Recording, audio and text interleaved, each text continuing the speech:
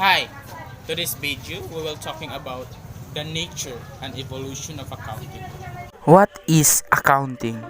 It is a systematic process of identifying, recording, measuring, classifying, verifying, summarizing, interpreting, and communicating financial information. Accounting theory. Accounting is a systematic recording of financial transactions and the presentation of the related information to appropriate persons. Service activity. Accounting provides assistance to decision makers by providing them financial reports which guide them in coming up with sound decisions.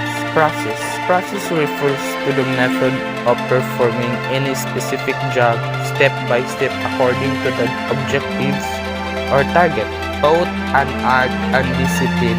Accounting is an art recording, classifying, summarizing, finalizing financial data.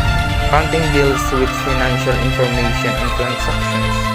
Accounting records financial transactions and finalizes the results given for a specified period of time as needed by their users. Accounting is an information system. Accounting recognizes and characterized as a storehouse of information.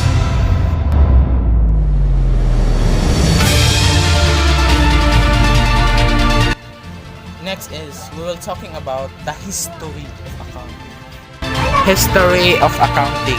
Accounting is a civilization itself. It has evolved in response to various social and economic needs of men. Accounting started as a simple recording of repetitive exchanges. Gradual civilization around 3600 BC. Record bookkeeping was already common from Mesopotamia, China, and India to Central and South America. 4th century, double entry bookkeeping. The most important event in accounting history is generally considered to be the dissemination double entry bookkeeping by Luca Pacioli.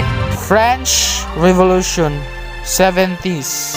The throughout study of accounting and development of accounting theory began during this period. The Industrial Revolution 70s, 60s, and 80s, 30s. Mass production and the great importance of fixed assets were given attention during this period. 19th century, the beginning of modern accounting in Europe and America.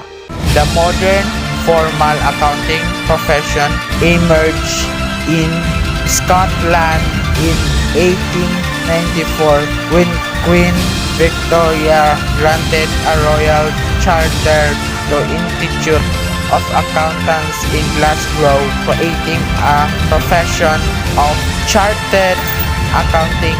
The development of modern accounting, the present. The development of modern accounting standard and commerce. The accounting profession in the 20th century developed around state requirements for financial statements audits.